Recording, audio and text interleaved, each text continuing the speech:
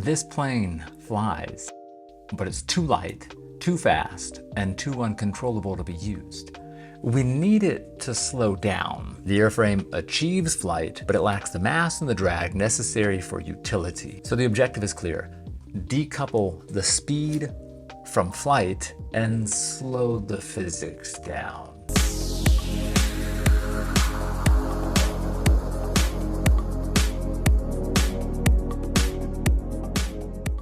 This is our module, and it also has problems, or rather, constraints. It only has differential thrust, no control surfaces, no servos, and only one cell of battery power. So whatever we fly has to work within those terms. And what's the first candidate? A flying wing. What we're looking for is stable, controlled, repeatable flight. Not just a lucky pass, repeatable. So let's decide how to build it. The original weight of the module was 15 grams, and the paper airplane was 6. Together, a total of 21 grams. But before we talk about how much the new airplane will weigh, let's talk about its design first. We're building a simple 90-degree nose out of Depron instead of foam board because foam board has the added layer of paper. That paper gives us extra stiffness, but it also adds weight that we don't want just yet. And for our 14-inch sides, the Depron is stiff enough. The full width of the plane is 19.8 inches. The weight of the module is 15 grams. We add 16 grams worth of Depron, and altogether we are sitting comfortably at 31 grams.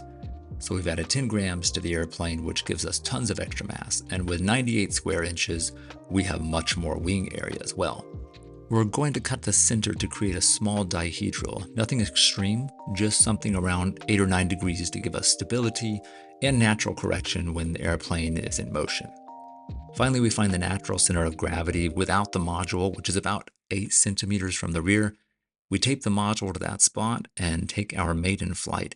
We're looking for stable flight, but we're expecting it to fail a couple of times and to make adjustments. Now, we can't just send the plane out there as it is, so I enlisted my 5-year-old to help with the decorations, who was all too happy to add details, and interestingly enough, named our plane the Bludder. Now remember that we said we're going to place our module 8 centimeters from the rear of the airplane. So that's what we do. We just put it on with electrical tape, which adds a minimal amount of weight, small impact, and then we begin our testing.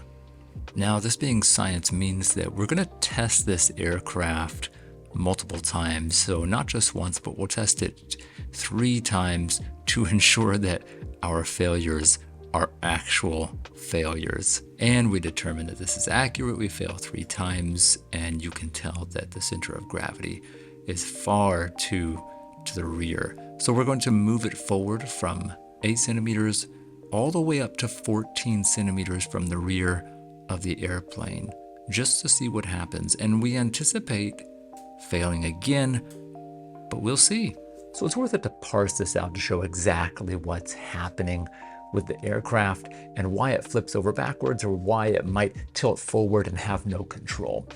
What happens is when you have too much weight in the back, let's say right here at 8 centimeters from the rear, you can see we wrote naked CG there. There's so much weight in the back that it's just going to flip the aircraft back like this. And there's not enough air pressure on the front or on the wings to hold it down and keep it steady. When we move it forward, let's say to 14 centimeters, which is quite an extreme movement, but I wanted to go to both ends of the extreme just to see if we could get in the ballpark, and we did. You can see 14 centimeters right there. That's 16, 14 right there.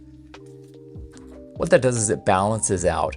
And while the aircraft sitting still right here may not be balanced, when it's moving forward, the air pressure helps to keep it balanced.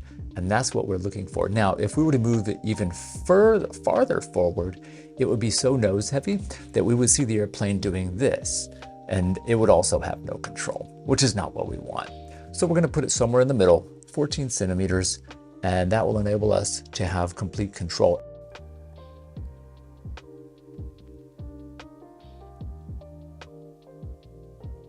So flight number 1 looks fairly stable. Let's do flight number 2, see if we can repeat our results. And that one looks stable. It flies straight and steady as well. And Flight number 3.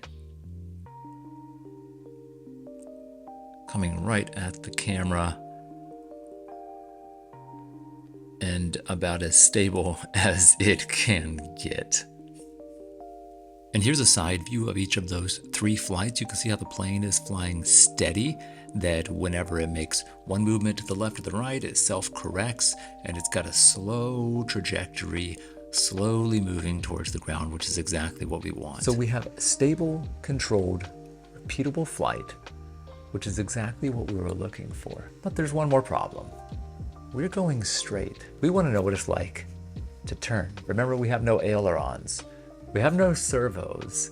We have no control surfaces at all. But at flight limits, we want to know exactly what the limits are and what we need to manipulate that one variable to make the next step. And our next step is flying a circuit inside this room.